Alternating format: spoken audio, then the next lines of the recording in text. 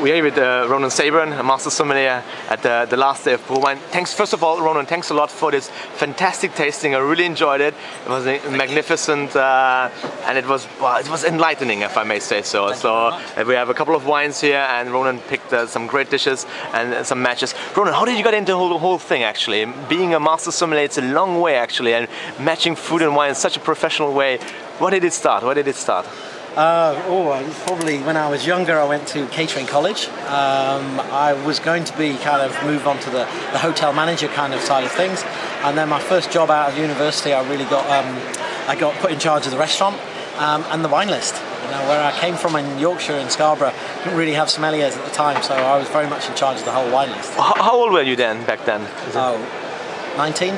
Wow, and that's quite an age, isn't it? Yeah. What would you recommend to all those people who are really interested? I mean, tough business. I was just briefly involved, and it's a tough business. I have the highest respect for the chefs and for the sommeliers and all that. What would you recommend if somebody starts it and the way of progressing it with such a great knowledge? How can you actually gather such a knowledge over a certain period? Well, I think it is tough, but I think the thing is what you've got to start off with. You've got to start off with a massive love for wine and a massive enthusiasm for learning, to be honest, because I think that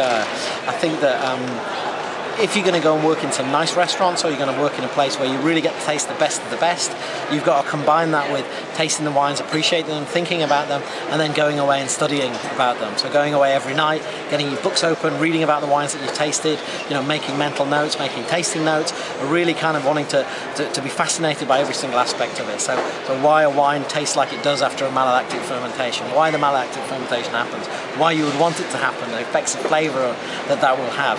So all those little questions that you have when you pick up a glass of wine, you smell it and you think, well, why is that like that? You have to have that really kind of undying kind of thirst for knowledge. And you've got to combine that with working very long hours under a lot of pressure. So it's not easy. And if everyone could do it, we'd all be masters sommeliers. That's true, actually, but we are not. So I think there are only 200 less people than in space, actually. And so what was basically the main initial thing that you're actually still keeping strong? How was the motivation? I mean, you've done so many things, and I think, are you actually a good chef as well? Because I mean, I was amazed by the part of how well you know actually the food part. I mean, I was just surprised. Well, whether I'm a good chef or not, I'll let other people decide.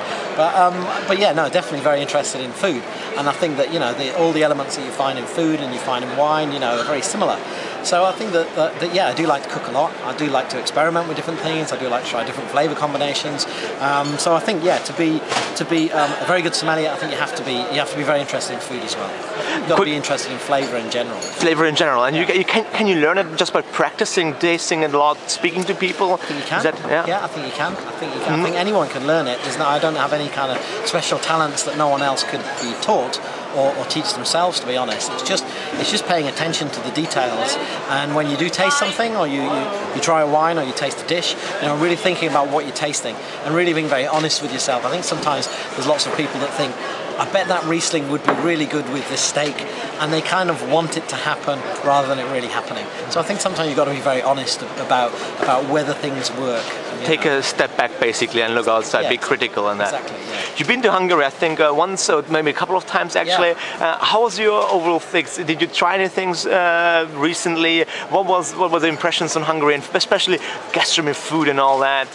What do you think? I think Hungary is one of those countries, you know, really kind of like, you know, I can't really say it's new world, but I'd say in its approach, it's kind of new world. So it's really, I think the days are gone when the only sort of good wines that we're getting from Hungary are either Bull's Blood or Tokai. I think that, you know, I think what was really interesting, last time I went, we had a lot of Western styles of wine, Western styles of grape variety, things like Cabernet Sauvignons, you know, Merlot, whatever, which were good, but the exciting stuff was the indigenous stuff, you know, the indigenous grape varieties, and I think that's same in places like Greece, same in places like, you know, Slovenia, Slovakia, Croatia.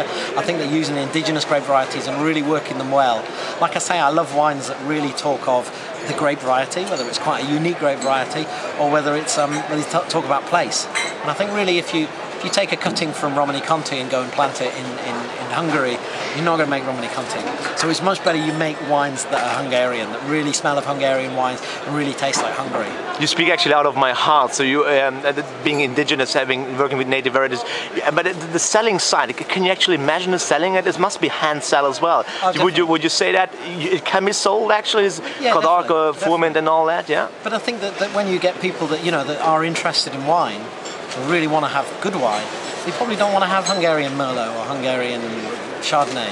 You know, the people that want to have really good wine and interesting wine, they want to say, right, what do you make in Hungary? So it'll be, you know, Frankos, ferment, whatever. And they want to try something which is uniquely Hungarian. Ronan, I much appreciate your time, and thanks a lot for that interview, and a great session again. I hope to see you at some point again, and thanks a lot for that interview. All the best. Thanks a lot.